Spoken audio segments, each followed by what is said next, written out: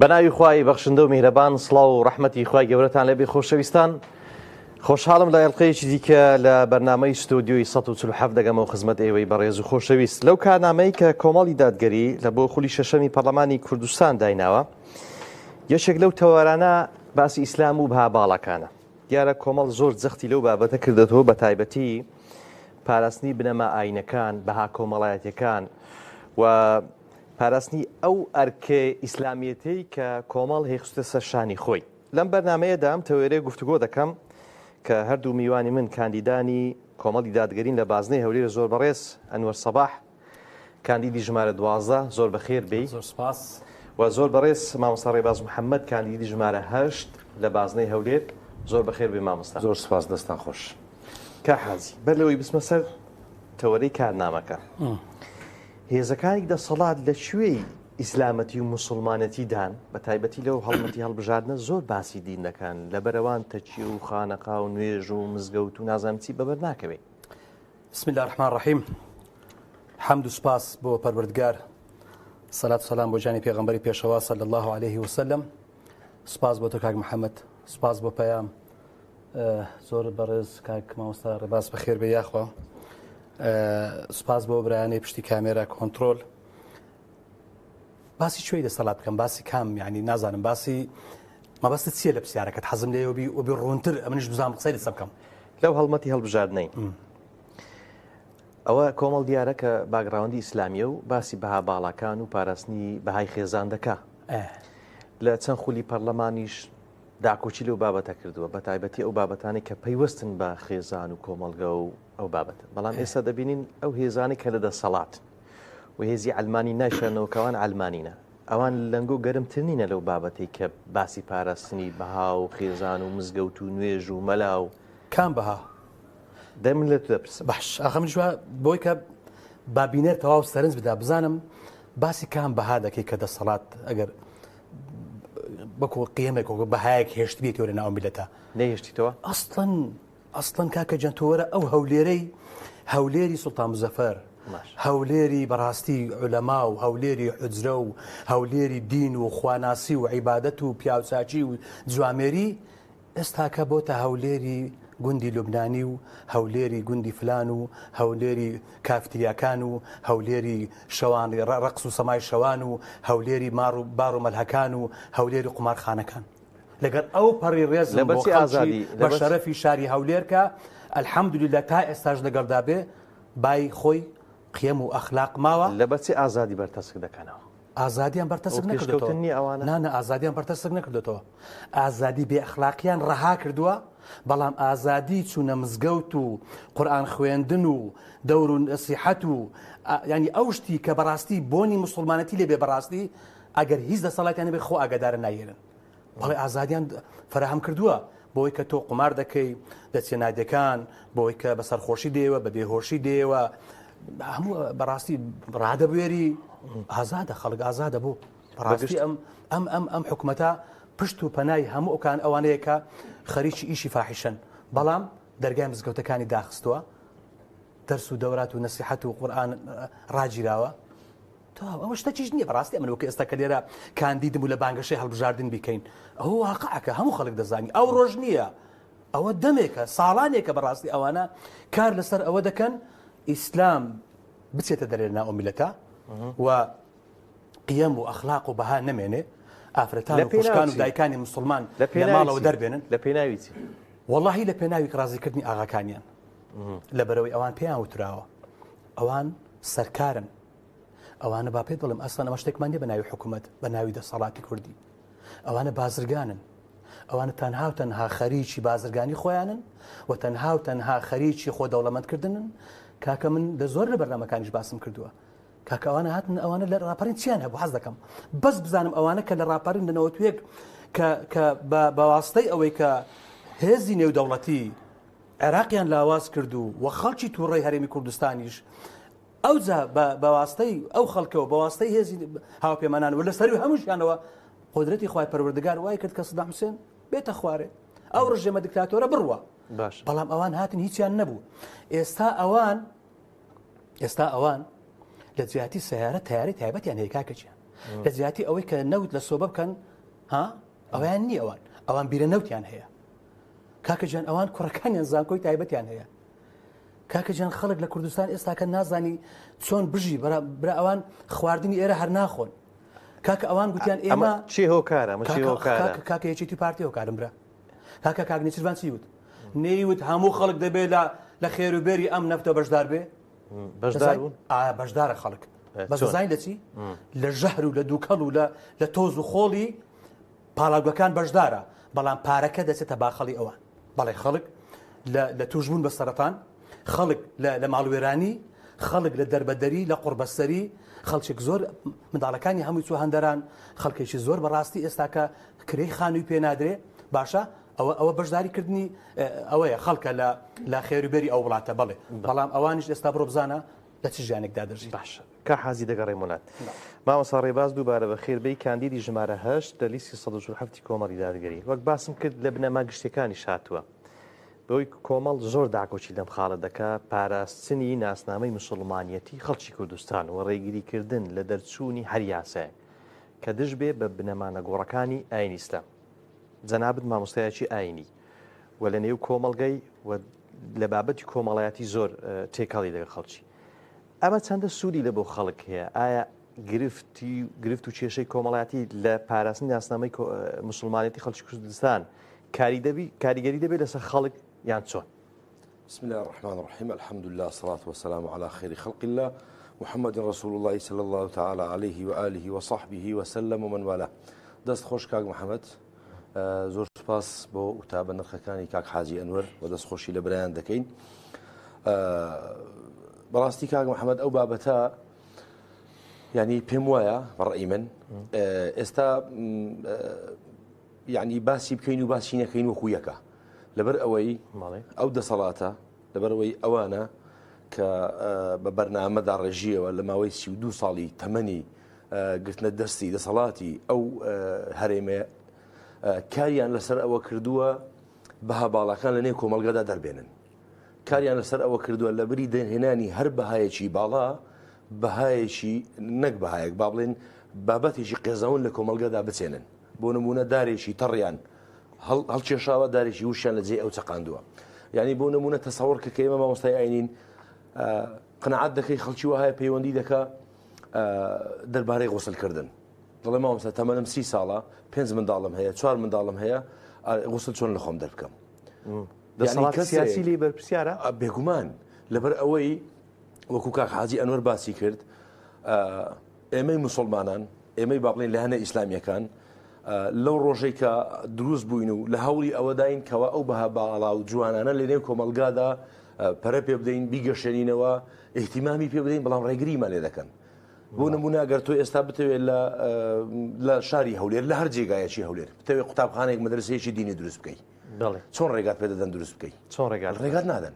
هەرچەند خۆت بینی خۆت ببەی هەرچەند محاولە بکەی هەرچەند هەوڵ بدەیت تەنانەت واستەشی لەگەڵ بکەی ناڵن دروستی بکەیت لەبەرچی لەبەر ئەوەی پێیان وایە تۆ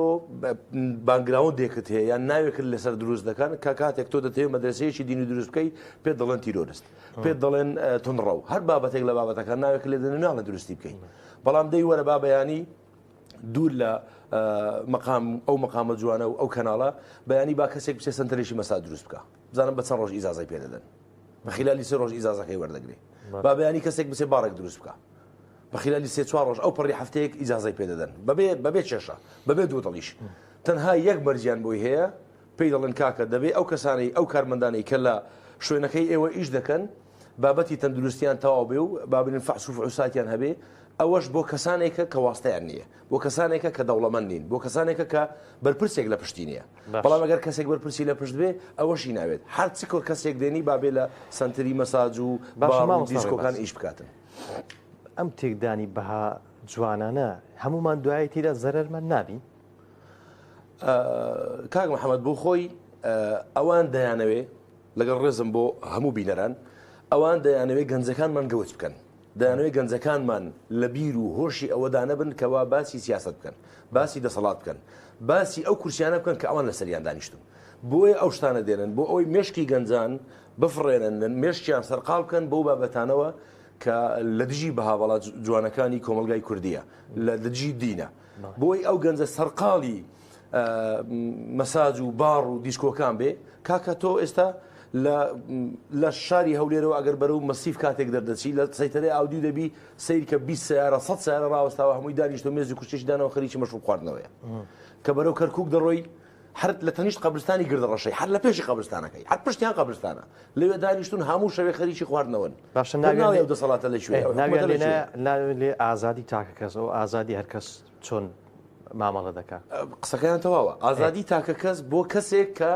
هیچ ڕەبتێکی بە دینەوە نەبێت ئەگەر مەسەرەن بۆ نمونە یانی دەتەوێت بڕێ دوو پێوانەیە بەرامبەر خەڵک دینداربی ڕێ لێ دەگیری بەڵام شتی دیکە ئاساییە دینداربی هیچ ئازادیەک نییە بۆ هیچ ئینسانێکی دیندار بۆ هیچ ئیسکانی کە ئەهلی مزگەوت بێ ئەگەر سەربەلایەنێکی ئیسلامی بیان سەربەلایەنێکی ئیسلامی نەبێ هیچ ئازادیەکی بۆ نییە بەڵام هەر کەسێک ئەگەر بێ بە ئازادی خۆی بێوێت لەسەر زادەکان بە سەرخۆشی سیارە لێ بخۆڕێ بێوێ زاکزیک بکە بێوێت تەقە بکە بێوێت لەسەر ڕەماشێک خەڵکێک بکوژێ چەندەها کەس لە شاری هەولێر لە خلالی دو-سێ ساڵدا کوژران کۆ ئەوانەی کە ئەو کەسانیان کوشت کوژەکان لەکوێن چیان بەسەرهات ئەوانەی کە دەسەڵاتێک کەسێک مەسئولێکیان لە پشت بوو یا لە ئەوروپان یا لە ماڵی خۆیان دانیشتون یا لە گرتوخانەکان لە شوێنێکی زۆر تایبەتن کەوا لەوانەیە ماڵی من و ماڵی جەنابیشت ئەو شوێنە خۆشە و تایبەتەی نەبێت باشە دەگەڕێمەوە کە حازی ئەنوەر چێ پارێزگاری لە موسڵمانیەتی و بابەتی ئیسلام دەکا ینی کەسێک ڕوبەڕوود بێتەوە بڵێ کۆمەڵ چی کردیە لەو بارەوە ئەنگو چتان کردیە لەوەی جاریش کە بتانەوێت لە پەرلەمان بە پێی یاسا بە پرۆژە یاسا داکۆچی لەو بارە بکەن باگراوندێکی شتێک لە ڕابردوو هەیە شانەزی پێوە بکەن لە پاراستنی بەهاکان و ئیسلام لەوەی دووبارە خەڵک متمانی بۆ بگەڕێتەوە کاک محەممەد کۆمەڵی دادگەری و ئیسلامیەکان بەگشتی بەتابەتی کۆمەڵی دادگەری کە کۆمەڵی ئیسلامی بوو ئێستاکەش کۆمەڵی دادگەریە زۆر بەڕێکپێشی ڕەغمی ئەوەی کەمە ئینسانی مرۆڤین بەبێ کەم و کوڕی نابین بەڵام بەڕاستی هەوڵێکی جددی داوە کە ئیسلام کە چەند جوانە وەکو خۆی بێنێ و وەکو هۆشیارێک بۆ خەڵک وەکو ئاگادارکردنەوە بۆ خەڵک و خەڵکی ئێمە خەڵکێکی مسلمانە ئێمە کۆمەڵی دادگەری نەهاتوە خەڵک بە بە مسلمان ئێمە هاتوین ئیسلام بپارێزین واتە ڕەوشت و بەها و ئیسلام و پرەنسیپەکانی ئیسلام لە ناو کۆمەلگادا جێ ببێتەوە جێگای بکاتەوە و خەڵک بەڕاستی پێوەیە پابند بێ لە ئیعلاممان ینی لە ئیعلامی کۆمەڵی بە تەلەڤیزۆنی بانگاواز بە تەلەڤیزۆنی پەیام بە تەلەڤیزۆنی کۆمەڵ بە ڕادیۆکان و هەروەها بە نووری حکمە و بە هەموو کۆڕ و کۆبنەوەکان هەوڵ دراوە ئیسلام لە خەڵک حاڵی بکرێت یعنی ئەو خەڵکە وەکو چۆن دەڵێ بەڕاستی ئەتوە بە نمونە باخێک بێنی ئەگەر ئەو باخە لێ بگەڕێ ماوەیەک لە قۆپۆپ دەردەکا و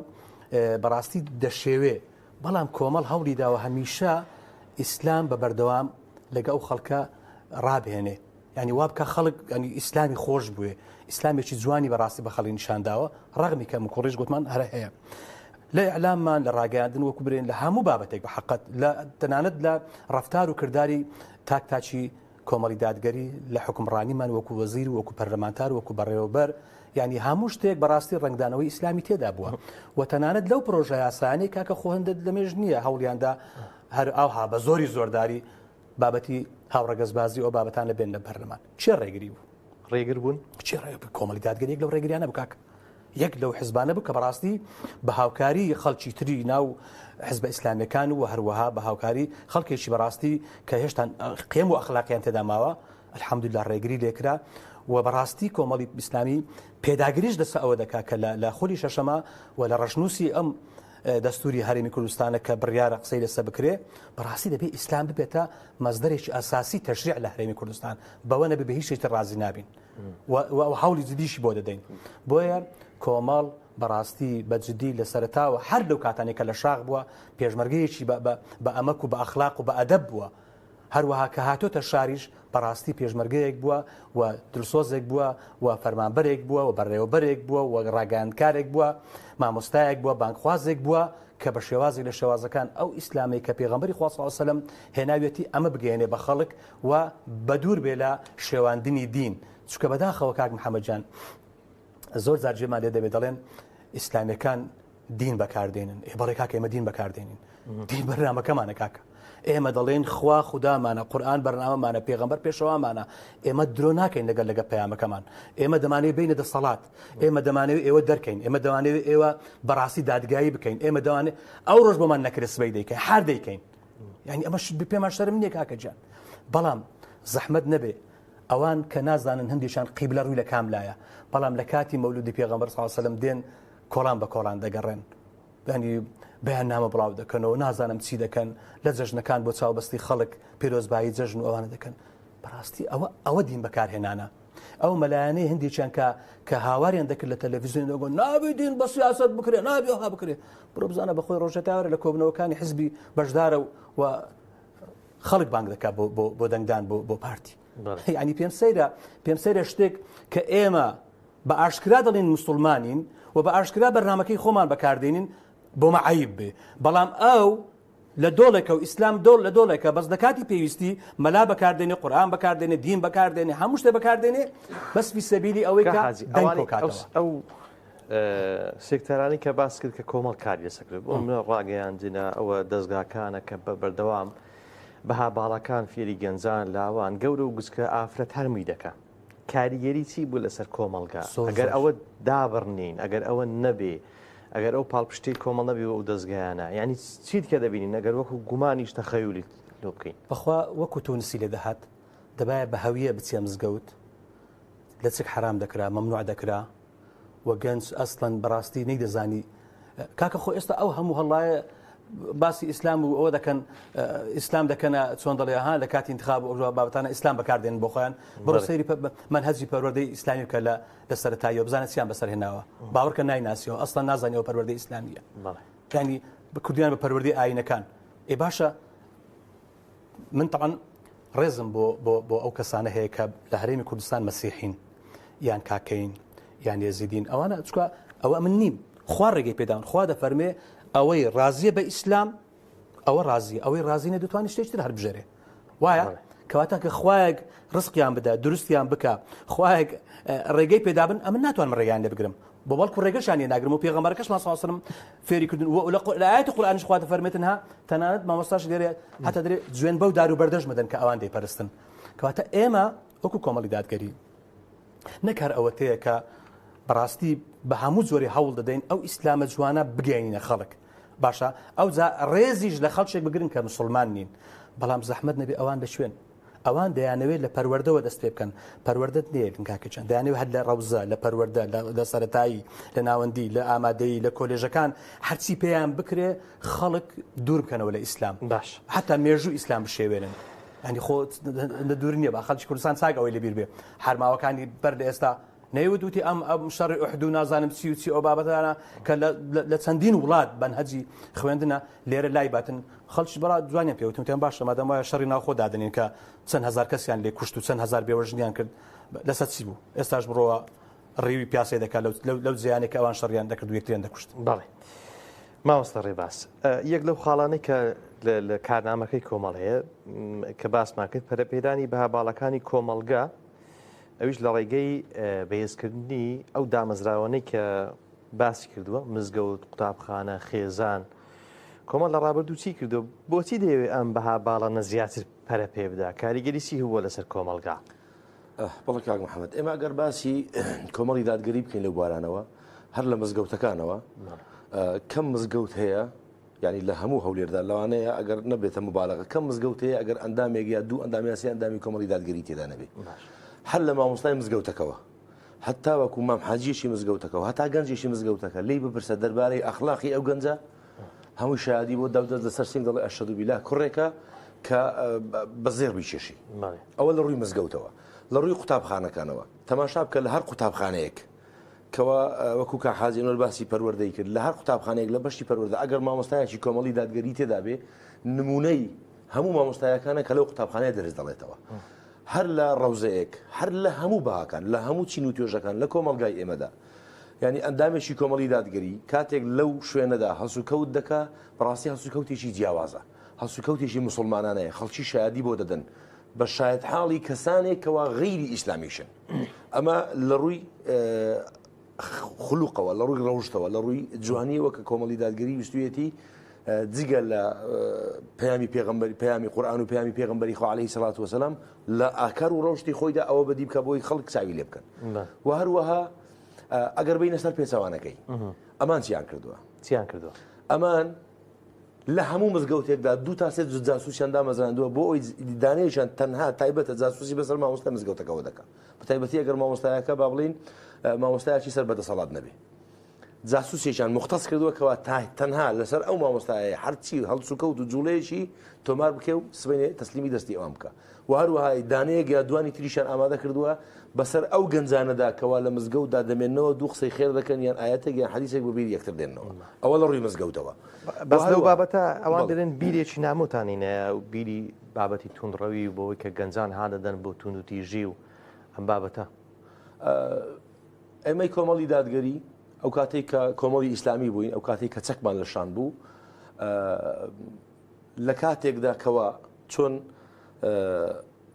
خۆی گەورە لە قورئان دەفەرمێ محەممەد ڕەسوڵ الله ئەشیداء عەلى الكفار رحماء بينهم والذين معها أشداء على الكفار رحماء بينهم خۆی گەورە لەو ئاەتەدا دەفەرمێ پێغەمبەر محەممەد صلی الله عليه وسلم کە نێردراوی خوایە لەگەڵ کافران بە شیدەتە و لە نێو مسلمانانیشدا زۆر بە ڕەحمە زۆر بە سۆزە ئێمە هەڵگری ئەو دینەین لە کاتێکدا چەکمان لەشان بوو بەرامبەر بە کوفر بەرامبەر بەو هێزانەیەکەوە ئێمەیان قبول نەبوو پێیان جائیز نەبووین بە چەکەوە وەڵامماندانەوە وهروەها ئێستا کە چەکمان پێ نییە ڕوحەماء بەینەهم ئێمە بەڕەحمین بە سۆزین عاتیفەمان لەگەڵ هەیە چ ئاەتێک چ حەدیثێک چ ئاکارێکی زیادەمان کردووە لە نێو کۆمەلگادا بۆی مەسەرەن ئەو دەسەڵاتیان ئەو کەسانە پێمان بڵێن ئێوە دینیی نوێتان هێناوە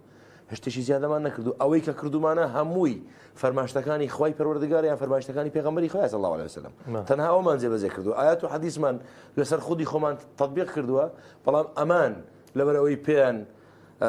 قبول ناکرێت هەندێک شت هەیە کە ئێمە بە تەواوەتی پەیڕەوی دەکەین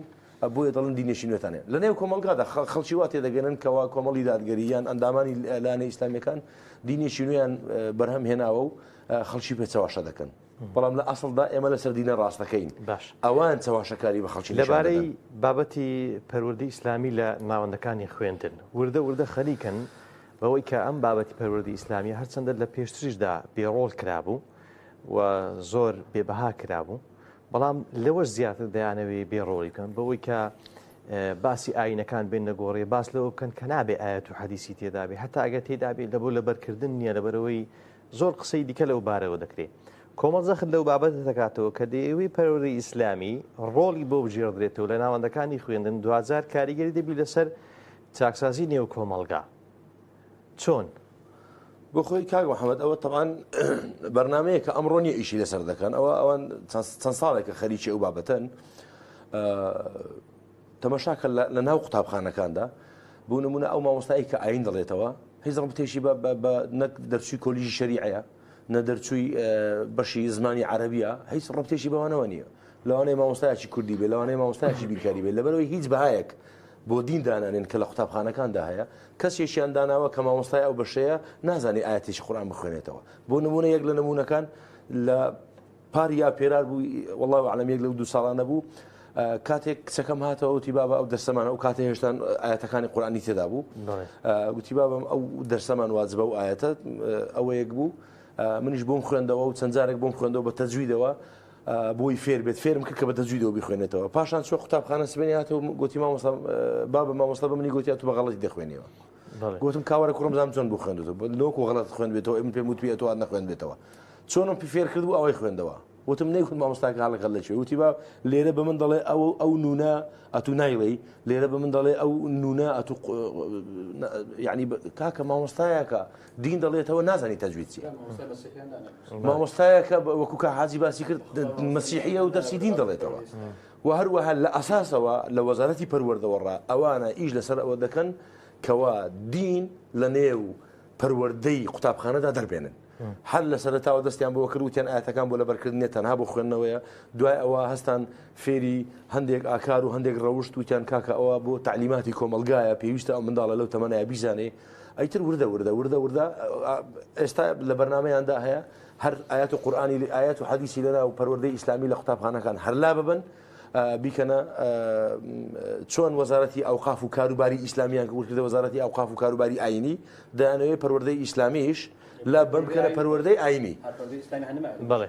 کە کردیان بە ئاینی هەدەفیان ئەوەیە ئەجا ئاینیەکەش لێلا دەبەن دەڵێن پەروەردەی ئاینەکان ئەلفونونێکی لێ زیاد دەکەن و دەیکەنە پەروەردەی ئاینەکان و بەیانی لەوانەیە کوڕەکەم بێتەوە بڵێ بابە زەردەشتەکان وا دەڵێن و مەسیحیەکان وا دەڵێن و یەهودیەکانی وا دەڵێن و ئیتر فێری ئەو دەرسیان دەکەن. کاحازی ئەم بابەتە بە پەرلەمان چارەسەر دەکرێت ئەم بابەتە بە پێی پرۆژە یاسا بەهێنانەوەی یاسا چارەسەر دەکرێت ئەم بابەتانە پاراستنی بەها باڵەکانی کۆمەلگاک چارەسەر دەکرێت لە پەرلەمان چکە خەڵکێک ڕەنگە بپرسێ برەوە بابەتێکی سیاسی دەتانەوێت بە سیاسی بکەن پەرلەمان چی پێ دەکرێت لەو بابەتە؟ پەرلەمان کاتێک پێی دەکرێت ئەگەر خەڵک دەنگ بداتە ئیسلامیەکان چکە پەرلەمان سێ مەهامی هەیە باش یاسادانان چاودێریکردن و پەسەندکردنی بودجە باش ئەگەر خەڵکێک لە ماڵەوە دابنیشێ و بیەوێ بە قودرەتی قادر هەموو شتێکی بۆ ڕێک بێ خواشی لێ رازی بێ بەڕاستی ئەوە خەیاڵی خاوە ئەوە گۆڕانکاری بەو نوعی ناکرێت دەبی ئەو کەسە بێ دەنگ بدا و بەڕاستی دەنج بە ئیسلامیەکان بدا و بەدەنج بە کۆمەڵی دادگەری بدا و چەندی خەڵک زۆر دەنگ بە ئێمە بدا و چەندی دەنگمان زوڵال بێ و چەندی ئەندام زۆر بێ لە پەرلەمان خۆت دەزانی کاریگەری زۆرە چکە هەر دە پەرلەمانتارێک دەتوانن پرۆژە یاسایەک پێشنیازە یاسایەک پێشکەش بە پەرلەمانی کوردستان بکەن چا ئەتوبەی لە ماڵەوە دابنیش و دەنگ بە من نەدەی کە من دەنگم کەم هێنا دەبێت توش گرەی نەکەی بەڕاستی بۆیە بەڵێ ئەگەر خەڵکێک بەڕاستی بەدەنگ بێ خەڵکێک بێ دەنگ بە کۆمەڵی ئیسلامی و ئەخبرێن کۆمەڵی دادگەری بدا بەڵێ کاتێک کە ئێمە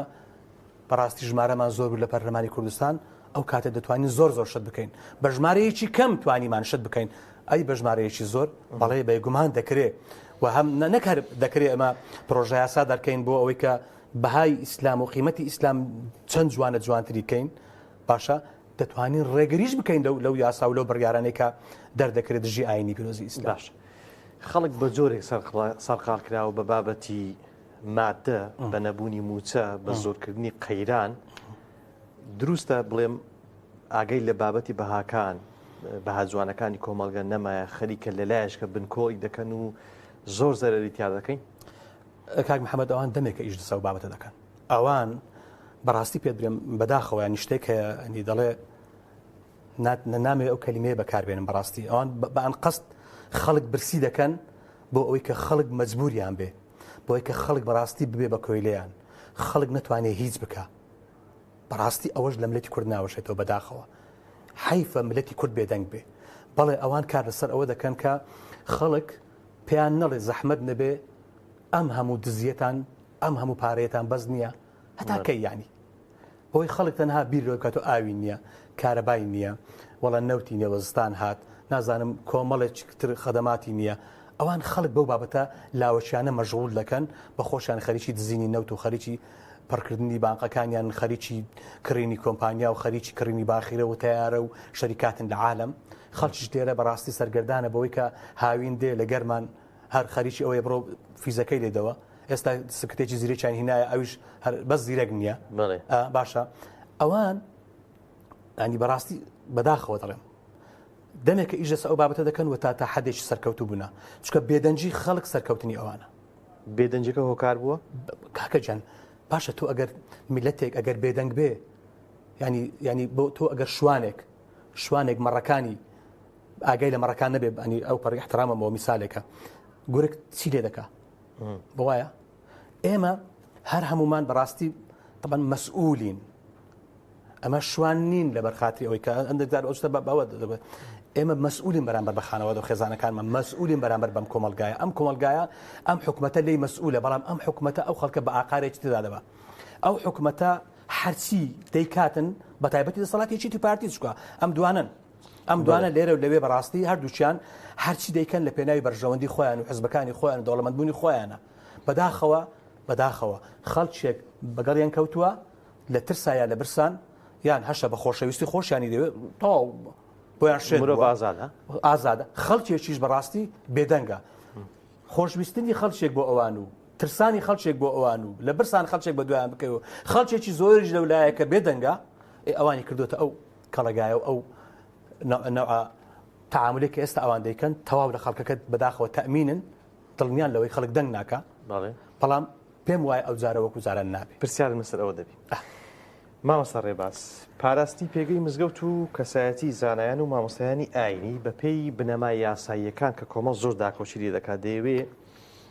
هەم توانای زانستی مامۆستایان هەمیش لە ڕێگەی دامەزراوی ئەکادمی فەرهەنگیەوە بە ئەو بابەتە بۆ مامۆستایانی بەڕێزی مزگەوتەکان فراهم بکە. ئەی چەند لە مێژە حکوومەت ئەو کاری نەکردووە بۆ نمونەوە کۆلیژی شەریعە هەیە ڕێزگرتن لە مامۆستایانی ئاینی وەک خۆیان دەڵێن هەیە مزگەوتیان هەیە پارێزراون بە جۆرێک لە جۆرەکان ئەوە لە پێشتردان نەبووە لۆی کۆمەڵی سەرجەختی لەسەر دەکاتەوە کاک محەممەد هەبووە کۆلێژی شەریعە دەمێکە مەسەرەن لە شاری هەولێر هەیە و فترەیەک پێش ئێستا مەحەدیش چەندەها مەحەدی ئەهلی و بابەتانەش دامەزران بەڵام ئوسلوبی کۆلێژی شەریعەیان چی لێ کردووە قوتابیەکانی کۆلێژی شەریعەتیان لێ هاتووە کاکە ئێستا تۆ بڕۆ لەسەر سیمەتری کە دەرگای کۆلێژی شەریعە لەوەیە بەیانی دەوام هەیە بڕۆ ناو کۆلێژی شەریعە بزانە هیچ شوێنێکی بە کۆلێژی شەریعەی ئیسلامی دەچێت پێ ناچێت لەبەرەوەی 1970 ئەو ئافرەتانەی کە ئێستا ڕێزم هەیە بۆ قوتابیانی کە لە کۆلێژی شەریعەن و بەستم هەرامیان نییە بەڵام 1970 ئافرەتەکانی کە ئێستا لە کۆلێژی شەریعەن سافیرەنە لە کاتێکدا لە کۆلێژی شەریعەن و تەڵەبەی کۆلێژی شەریعەن کاکەجان قوتابی هەیە لە شەشی ئامادەی تەواو دەکات دەچێتە کۆلێژی شەریعە بەیانی دەبێتە مامۆستایەکی ئاینی ئەو مامۆستا ئاینی لێ دەدەچێت کە ئەوان دایانەوێت بەرهەمەکەی ئەو مامۆستای ئاینیە کە دێ لەسەر تەلەڤیزۆن عین و حالێک ناکاتەوە کە دێ لە بەرنامە و کارنامەکانیان دێ دیفاع لە حزبێکی ئەلمانی دەکات وەکو حەجی ئەنوەر باسی کرد دەڵێن کاکە نابێت دین تێکەڵی سیاست بکرێت کەسی مامۆستایەکی ئاینی دێتەوە بە ڕیشێکی پانەوە و جبۆ عەمامە و مەندیل و تەدارەکی هیچ عیبی نییە ماشەڵای لێبێ دەڵێ مەلای 16 عیلمە نەک 12 خۆیان تێکەڵیان کردیان کەچی دادەنیشێ باسی ئەوە دەکات دەڵێ دەبێت لایەنە ئیسلامیەکانیش دەنگ بە پارتی بدەن بەڵێ یعنی جەخت لەسەرەوە دەکاتەوە تەنانەت ئیسلامیەکانیش دەبێت ئەم جارە لەبەرەوەی ئێمە توانیمانە بەها باڵاکان بپارێزین لەبەرەوەی ئێمە توانیمانە میلەتی کورد لە هەشتی شعبی و لە نازانم لە چێ بپارێزین کاکە ئێمە خۆ ساڵی 2013-14مان لەبیرە بڕۆ ئەوانەی کە پێشمەرگە بوون لە سنوورەکانی دەوروبەری مووسڵ و گوێڕ و مەخمور تەماشای بکە دەڵێ کاکە یەک تەخە کراوە یەک فوج هەڵاتوە چەندەها ساران بەجێشت بەچی دیفاعیان لە بابەت پاراستنی پێگەی مزگەوت و مامۆستای ئاینی خۆت مامۆستای ئاینی بووی ئەو قسەیە دروستە کە ئەوان زۆر باز لەوە دەکەن کە پێگەی مزگەوتیان پاراستوو لێ نەگەڕانە دەستی حیزب لە ناویدا هەبی و مامۆستای ئاینی شکۆی هەبووە ئەم بابەتە بەڵێ هەتا حدێک هەبووە ئەویش بەپێی پێویستی خۆیان بەپێی داواکاری خۆیان لەبەرەوەی ئەو مامۆستای ئاینیانەی کە سەر با بڵێن لە هێزیشی سیاسی ئیسلامیدا کار دەکەن 90 مامۆستایەکان ئەگەر جارێک ئەگەر دووجار ئەگەر سێجار لەسەر مینبەر لا دراون جا بە هەر بیانوێک بێ و ئەو مامۆستایانەشی کە سەر بە خۆیانن و چەپڵە بۆ خۆیان لێ دەدەن بە ئارەزووی خۆیان لەسەر مینبەرەکان هەرچی بیانەوێت دەڵێن کەسیش بۆی نییە بڵێ کاکە مامۆستا لە بەرچاوت ئەو لادانە بە بیان و سیاسی بووە بەپێی فەرمانی ینی مەبەستم یاسایی نەک سیاسی ببوورە قوربان مەسەلەن بابەتە یاساییەکەی کە ئەوان باسی دەکەن بەڵێ ئەو بابەتە یاسایی ئەو بابەتە یاسایانە بەڵێ هەیە بۆ کۆی گشتی مامۆستایانی ئاینی بەڵام لە کاتێکدا جیاوازی هەیە فەرق و جیاوازی هەیە بۆ نمونە مامۆستایەکی خۆبەخش کە ئێستا مامۆستایەکی ئاینیە خۆبەخشە لەسەر جیرفانی خۆی دەچێت لە لادەیەک لە شارێک لە گەڕەچێک وتاری ئاینی دەڵێتەوە ئەگەر مامۆستایەکە بەعاستەم بۆ نەشی ئیسلامی لێ بێ ناگەڕن قبولی ناکەن بۆ نمونە ئێستا من مامۆستایەکی ئاینم لە گوندێک ئیمام و خەتیبم خۆتبەی دەکەم بەیانی جومعەیە با بڵێن دوسێ ڕۆژی تر کوڕەکەم نەخۆش دەکەوێت پێویستی بۆ بیبم بۆ خەستەخانەیەکی دەرەوەی وڵات دەبێت ئیزازە وەربگرم و دەبێت داوانش لەوام بکەم بڵێم کاکە گیان من سەفەر دەکەم لەبەرەوەی حاڵەتی چێوام هەیە فەرموون جەنابتان مامۆستایەکی ئاینی لە شوێنی مندا بنێن ناکرێ من بۆ خۆم ئەو مامۆستایی کە پێم باشە لە شوێنی خۆمیدام قبولی ناکەن دەرێن لەبەرەوەی ئەو مامۆستای لەوانەیە هەندێک گوشە بڵێ هەندێک قسە بکە بەدڵی ئێمە نەبێ دوایی سنووردارکردنی وتارەکانی مزگەوت یعنی ئەمە کام ئازادیە بۆ نمونە ئەگەرم ئێستا من ئەو جومعەی داهاتوو بەدڵی خۆم باسی بابەتێ بکەم قبولیان نییە دەبێت ئیلا ئەو بابەتە بێ کەوان تشخیصیان کرد و دیاریان کردو و بۆ دەستنیشانی کرد و تەسلیم مامۆستایانی ئاینی کردو بێ ئەوانیش لەسەر ئەو ناوەڕۆکە و وتارەکەیان بدەن یعنی پێت وایە بێڕۆڵکردنی مامۆستایانە و بابەتانە نەک بێڕۆڵکردن تەنانەت ناشرینکردنی مامۆستایانی ئاینیشی تێدا هەیە یعنی ئەوە هیچ ڕۆڵی مامۆستایانی ئاینیان لە مزگەوتا کەم کردوتەوە تەنانەت خودی مامۆستای ئاینی ناشرین کردووە یعنی بۆ نمونە جاری وایە بابەتێک دەورژێندرێ بەڕاستی یعنی من کە مامۆستای ئاینیم یعنی شەرمم بەخۆیە لەسەر مینبەر باسی ئەو بابەتە بکەم یعنی ڕووم نییە باسی ئەو مۆزوع بکەم چونکە مۆزوعی وە نیە من لەسەر میمبەری پێغەمبەری خوا دابنیشم ئین الحەمدلیلا باسی مۆزوعی بکەم کە ئەوان دایانەوێت. باشە ئەو 5 دقەی مامە تایبەت دەکەم بە ئەو ناومێدی کە هەیە. زافەیەک لە بۆ مامۆستا قسەی مامۆستا. ئەم دەسەڵاتە هونەرمەندێکی فاشلی دۆڕاوی ساقی دەینی پارەیەکی زۆری دەداتێ و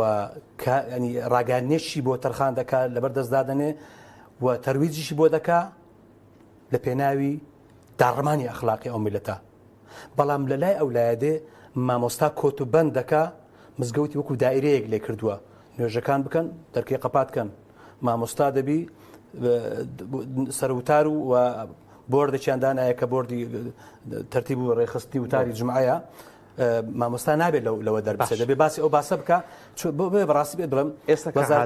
وەزارەتی ئیقاف وەزارەتی ڕاگەاندنی ڕاگررتنی دینە نەک وەزارەتی بەڕێوەبەردی دین. ئێستا وێنەکە دیارە بەڵێ ئەوە هەڵبژاردن لە پێشە ئەو ناومێدیە هەم لە هەموو سێکتەرەکان بە تایبەتی ئێستا ئەمە باسمان لە بەها باڵەکان بوو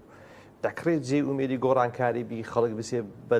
بۆ دەنگدان و گۆڕانکاری تێدابی هێزێکی بە کۆمەڵی دادگەری ژمارە زیاد بێت لە پەرلەمانی کوردستان بتوانن گۆڕانکاری دروستکەن و ئەو پرۆژە یاسایانە بێنە پێش کە لە خزمەتی خەڵک و دین و ژینی خەڵکە بێبەهاکردنی پەرلەمان دەرگاداخستی پەرلەمان ئەنی نەبردنی بودجە لە 2013 بۆ پەرلەمان ینی دواخستنی هەڵبژاردنەکان هەر هەمووی و ئەم هەموو بێڕێزێ بەو خەڵکە دەکرێت بۆ ئەوەی خەڵک بێ ئومێد بێ خەڵک ینی ناومێد بێ خەڵک ینی بەڕاستی سیقە و متمانەی نەمێنێ خەڵک بەڕاستی پێوا بێ هەڵبژاردن هیچ گۆڕانکارێک دروست ناکاتن یاخود هیچ قیمەتێکی نییە ئەوانە ئیشیان لەسەر ئەوەی کردووە خەڵک بێ ئومێد بێ بەڵام حەقوای خەڵک بەڕاستی عکسی ئەوە بێ سوورتر بێ لەسەر ئەوەی کە بچێ بە سندوقەکانی دەنگدان چکە بەڕاستی بەداخەوە دەڵێم بێدەنجی خەڵک مانەوەی خەڵک لە ماڵەوە هەر بۆڵە بۆڵ و گلەی بکەی لە ماڵەوە دابنیشی نەسی بۆ سندوقەکانی دەنگدان کەواتە تۆماتی چەند تۆ ڕێگەتدا بۆ دەسەڵاتە بەردەوام بێت لە دزی و ئەو وەزعیکە هەیە لە هەرێمی کوردستان بۆیە ئەگەر ئەوان کاریان لەسەر ئەوەی کردووە خەڵک بێ ئومێد بێ دەبێ خەڵک بەڕاستی زۆر زۆر لەوە وشیارتر بێ کە الحەمدولله خەڵکێکی زۆر بەڕاستی ئەوەی کە ئەمەدەیان بینین دەڵێ وەڵڵاهی بڕیارمدا بوو کە دەنگ نەدەم یعنی ئەو واقعە نەدیعای انتخابیە نەشتێکە دەڵێ وەڵڵاهی بڕیارم دابوو دەنگ نەدەم ئێوتم کاکە ئەوان ئیشیان لەسەر ئەوە کردێ کە تو بڕیار بدەی دەنگ نەدەی بەڵام وەڵڵاهی وتی ئەو جارە دەنگ دەدەم ئەو جارە بەڕاستی جیاوازە لەگەڵ جارەکان کاک محەممەد ئەو جارە 6 جیاوازی هەیە لەگەڵ جارەکانی تر کۆمیسیۆنی هەرێمی کوردستان نییە ئەو هەموو ناوی مردوو ناوی زیادە و ناوی ئێران و تورکیا و سووریا و نازام چێن چێ ئەوەی تێدا نییە ئەو جارە بەڕاستی دەنگدانەکە شێوازیی ترە مراقبەیەکی نێودەوڵەتی زیاتری لەسەرە و هەروەها ئەو بابەتی چۆن دەڵێ ژماردن بە هەم ئەلکترۆین هەم بەدەستە ینی زۆر شت هەیە بەڕاستی ئەو جار هەڵبژاردنەکە و بەڵگەش ئەم جارە جیاوازە یعنی بەڕاستی دەسەڵات لەوەتەی هەیە بەقەدەر ئەو هەڵبژاردن نەترساوە زۆریش دەترسێن هەر هەمویان دابزنێتە ناو خەڵک وێنە لەگەڵ شێت دەگرن لەگەر منداڵ دەگرن لەگە پیرێژن دەگرن دەگەڕن لە شار و لە گوند و لە هەموو شوێنێک زێنمایان نەچن خۆیان بە قوربانی خەڵک دەکەن بەس خەڵک بچێت سەر سندوقی دەنگدان بەڵام یەکشت دەڵێ مامۆستا حەمەد جان با خەڵک هەموو چاک ئەوە بزانێت کام کامێرەی منە کاکە ئەو کامێرە هەوە والله وبالله وتعالى لغير الله هیچ کەسێک نازانێ کە خەڵک دەنگ بۆچێ دەدات چکە بەڕاستی خەڵکیان زۆر بۆی ترساندیە کارتی دەنگدانمان بدەنێ ئەوەمان بدەنێ ئەوەمان لۆ بینن مەترسێن هەرچیان گۆ بیاندنی هیچ مەترسێن بەو خوددایە بڕۆ سە سندوقی دەنگدان کەس نازانین دەنگت لە بۆچێدایە هەر لەو ئەو شتانە هەر مەترسێن دەست خۆشکە حاجی مامۆستا ڕێباز یەک دوو خولەکم مایە هەر چیل و توێژێک دەینی ناومێدە لە گۆڕانکاری بۆی کە زۆر زیادە هەڵبژاردن گۆڕانکاری دروست ناکەم زارە ئەو ئەوانی کە حازی باس کرد دەتوانین ئومێدێکمان هەبێ کە لیستی هاوشێوەی کۆمەڵی دادگەری هەڵبژێرین و زۆری نەبن لە پەرلەمانیان ڕێژەیان زیاتر بێ بۆی بتوانین وردە و گۆڕانکاری کە خەڵک دەیەوێ هەبێ دروست ببێ. کاک محەممەد لەسەر ئێمەی مسلمان ئەوانەی کە ئێمە دەڵێن 95 کورد مسلمانە باشە من بەو فەرمایشتەی پێغەمبەری خوا عەلەیهی سەڵات وسەلام وەڵامی ئەو بابەتەی جەنابەت دەدەمەوە کە دەفەرمێ من رأى منكم منكرا فليغيره بيده فإن لم يستطع فبلسانه فإن لم يستطع فبقلبه وذلك أضعف الإيمان. كاكا إما أضعف الإيمان من هالبجاردية. إما تنا دانيشتين لما لكاني خوانك وحازين والباسي كرد دانيشتين بس برتو بولا مانا. كاكا برتو بولا رزم هيا. يعني هو دارم هيت كسيق لي مزور نبي برتو بولا إيبياويشي بغيرته وأعضاء بدزنية. برتو بولاي أفرتك كلاماله ولا دستي من دال وتشجلنان وباكردوي مال بهزارة برتو بولاي دي. پیاو نابێ پرتە بۆڵە بکە پیاو دەبێ بچێتە سەر سندوقەکانی دەنگدان و دەنگ بدا بۆ ئەوەی ئەو دەسەڵاتە ڕاماڵێ جارێکی تر ڕێگان نەدا بەو هەموو شتە ناشرنەوەی کە ئێستا لە کۆمەلگاکەدا هەیە دووبارەی بکەنەوە کاتێک ئێمە ناچین بۆ سندوقەکانی دەنگدان و دەنگ نادەین بە لایەنێکی ئیسلامی یان لایەنی کۆمەڵی دادگەری یان بربژێرێکی کەوا بەڕاستی جێگای ئەوەیە کە ئینسان دەنجی خۆی پێ بدات لە پاشان پێویست ناکە گلەی بکەین ئەگەر ئەو ئەرکە خرا سەرشانی ئێوە وەکو کۆمەڵی دادگەری دەتوانن ئەو متمانەیە بگەڕێنەوە بۆ خەڵک چکە لە ڕابردوو هێزی زۆری دیکە هەبووە کە لە کاتی هەڵمەتی هەڵبژاردن قسە کرایە بەڵام دواتر زۆریشی تکە بە لە پارلەمان دەتوانە ئەو متمانەیە وەرگرنەوە و بە دڵنیاییەوە لەبەرەوەی ئێمە نمونەمان هەیە بەڵگەمان هەیە لە پەرلەمانەکانی ڕابردوودا لە خولەکانی 5 و 4 پەرلەماندا لەوانەیە یەک ئەندام پەرلەمانی ئێمە بەقەدەر 10 ئەندام پەرلەمانی لایەنەکانی ترکاری کردووە یەک ئەندام پەرلەمانی ئێمە یەک فەرمانبەری ئێمە یەک وەزیری ئێمە بەقەدەر 10 وەزیر بە شایەدی خودی ئەو حکوومەتە گەندەڵەی کە هەیە بۆ خۆیان شایەدیان داوە کە وەزیرەکەتان جیاوازی هەیە لەگەڵ هەموو وەزیرەکان کە پەرلەمانتارەکەتان جیاوازی هەیە لەگەڵ هەموو پەرلەمانتارەکانی تر باش زۆر بەڕێز مامۆستا ڕێباز محەممەد کاندیدی ژمارە 8 لە لیستی 147 کۆمەڵی دادگەری لە بازنەی هەولێر سوپاس دەکەم و زۆر بەڕێز حاجی ئەنوەر سەباح کاندیدی ژمارە 12 لە لیستی 147 کۆمەڵی دادگەری سوپاس لەگەڵ خۆش سپاس بۆ هاوکاران و سپاس بۆ بەڕێز و خۆشەویستان تا ئەڵقەیەکی دیکە بەخوای گەورەتان دەسپێرم وەسەلام عەلەیکم وەڕەحمەتوڵڵاهی وەبەڕەکاتوه